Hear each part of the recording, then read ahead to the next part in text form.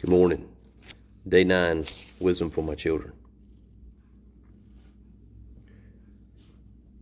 The basis of our physical, mental, moral, and spiritual life is antagonism. What do I mean by this?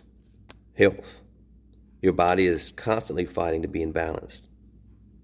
Good cells fighting bad to strengthen your immune system.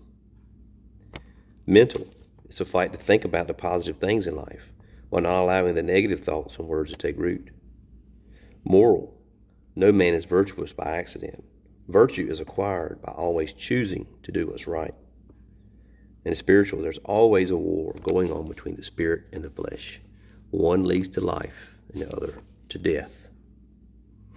Isaiah 6:8 says, "Whom shall I send, and who will go for us? Then I said, Here am I, Lord, send me." John 1:14 says, "The Word became flesh and took up residence among us. We observed His glory, and the glory as the one and only Son from the Father, full of grace and truth." Speaking of Jesus. Incarnation means embodied in the flesh. Jesus is God incarnate in the flesh. Emmanuel was His name. It means God with us. I have learned that there are four sides to our being: the physical, the logical, intellectual, the emotional, and the spiritual. When any of these are out of order, life is always harder to navigate. Proverbs 16:32 says, "It's better to be slow-tempered than famous. It's better to have self-control than to control any army."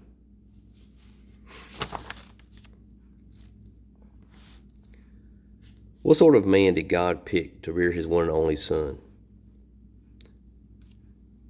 Joseph had to be a direct descendant of King David. He had to follow directions. So was Mary, his mother. But Joseph let to do God's bidding in both the small stuff and the big. The point: God searches for men and women who eagerly do His will. Matthew 7:1-6 says, "Do not judge others, for you will be judged by the same standard by which you judge. Don't worry about the speck in your friend's eye when you have a log in your own. You can't help others if you haven't already corrected yourself."